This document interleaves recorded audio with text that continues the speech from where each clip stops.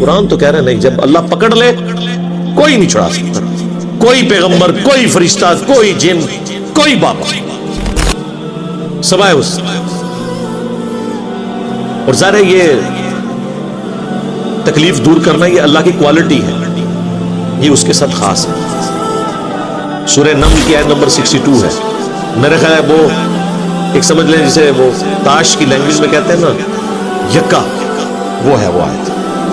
ہم جب کہتے ہیں نا ایاک نعبد و ایاک نستعین، اے اللہ تیری عبادت کرتے ہیں، تجھ سے مدد مانگتے ہیں، تو یہ کہتے ہیں دیکھیں ہم بزرگوں سے بھی جو مانگتے ہیں نا وہ اللہ سے ہی لے کے دیتے ہیں۔ آپ امی سے روٹی جو مانگتے ہیں تو کیا یہ شرک ہے؟ اس کا ہم ان کو جواب دیتے ہیں کہ میرے بھائی تو اسباب ہے، ان کا قرآن میں حکم ہے۔ وتعاونوا على البر والتقوى ولا تعاونوا على الإثم والعدوان۔ دیکھیے پرہیزگاری کے کاموں میں ایک دوسرے کی مدد کرو، برائی میں لگ رہو۔ وہ کہتے ہیں ٹھیک ہے، لیکن اب دیکھیں جو بزرگان دین ہیں وہ بھی اللہ سے ہی لے کے دے رہے ہوتے ہیں، پیچھے اللہ ہی ہوتا ہے، اللہ کو پیچھے کر دو، ہاں کر دو پیچھے۔ وہ اسی کہنا یار قرآن دی پیروی کرو، وہ کہتے ہیں اصل میں ساڈے بزرگوں اور اماموں نے بھی قرآن دی دسیا، پیچھے نبی علیہ السلام بھی دے، نبی بھی پیچھے، اللہ بھی پیچھے، وہ منتصر پیچھے کے رہ گئے تھوڑے پلے۔ میرے بچے یقین کر، اگر تمام انسان تل جائے تمہیں کوئی نقصان پہنچانے پر نہیں پہنچا سکتے مگر وہی کچھ جو اللہ نے لکھ دیا، اور تمام انسان جمع ہو جائے تمہیں کوئی نفع پہنچانے پر نہیں پہنچا سکتے مگر اتنا ہی یا ویسا ہی جیسا کہ اللہ نے لکھا۔ تو انسانوں سے کیا ڈرنا، نہ انسانوں۔ جو اس دن عذاب سے بچا لیا گیا تو یقیناً اسی پہ اللہ نے رحم کیا۔ وَذَلِكَ الْفَوْزُ الْمُبِينُ، اور یہی ہے کھلی کامیابی۔ اللہم اجعلنا منہم، آمین۔ دیکھیں کس لیول تک لو اگلی اور خوراک لگو۔ وَإِن يَمْسَسْكَ اللَّهُ بِضُرٍّ فَلَا كَاشِفَ لَهُ إِلَّا هُوَ، اگر اللہ کسی کو پکڑ لے تکلیف کے اندر تو اس تکلیف کو کوئی نہیں چھڑا سکتا سوائے اس کو، یا سوائے عبد القادر جیلانی کے، بقول بابوں کے۔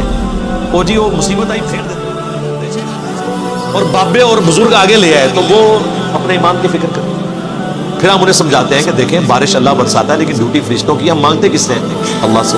فرشتوں سے مانگیں گے تو مشرک ہے۔ وہ کہتے ہیں یہ ساری باتیں آپ کی ٹھیک ہیں لیکن قرآن میں یہ تو آیا کہ اللہ ہی سے مانگتے ہیں، یہ تو نہیں آیا کہ کسی اور سے نہیں مانگتے۔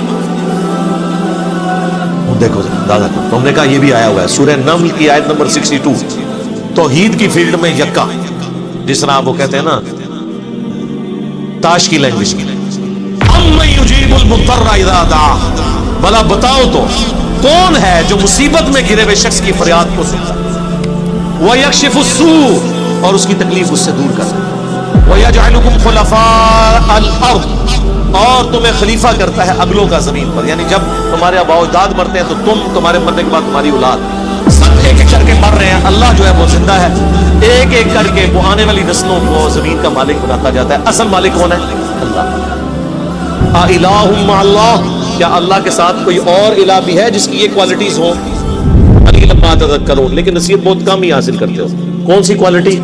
تکلیف اور پریشانی میں گھرے ہوئے شخص کی فریاد کو سنا، یہ اللہ کی کوالٹی۔ تو یہاں پہ بھی آیا کہ اگر اللہ کسی کو پکڑ لے تکلیف کے ساتھ تو اسے کوئی دور نہیں کر سکتا سوائے اس کے۔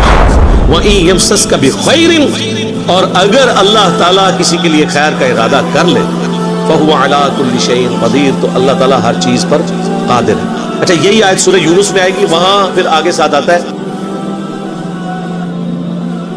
فَلَا رَادَّ لِفَضْلِهِ، تو اللہ کے فضل کو کوئی ٹال نہیں سکتا اگر وہ ارادہ کرے، یعنی اگر اللہ نے ارادہ کیا ہوا تو میرے بھائی کوئی کچھ نہیں کسی کو نقصان پہنچا سکتا۔ اسی کو نبی علیہ السلام نے ٹرانسلیٹ کیا ہے، صحیح بخاری اور صحیح مسلم دونوں میں حدیث ہے۔ حضرت معاویہ رضی اللہ تعالیٰ عنہ نے مغیرہ ابن شعبہ کو خط لکھا کہ آپ کوئی ایسا وظیفہ مجھے بتائیں جو اللہ کے نبی سے آپ نے خود سنا۔ تو انہوں نے کہا کہ نبی صلی اللہ علیہ وآلہ وسلم ہر فرض نماز کے بعد پڑھا کرتے تھے لا الہ الا اللہ وحدہ لا شریک لہ لہ الملک ولہ الحمد وہو علی کل شیء قدیر اللہم لا مانع لما اعطیت ولا معطی لما منعت ولا ينفع ذا الجد منک الجد، کہ اللہ جسے تو عطا کرے اسے کوئی چھین نہیں سکتا، جسے تو چھین لے اسے کوئی عطا نہیں کر سکتا، اور بڑے سے بڑے شخص کو اس کا منصب اور عہدہ کوئی فائدہ نہیں پہنچا سکتا۔ تو یہ دعا ہم پڑھتے ہیں فرض نماز میں۔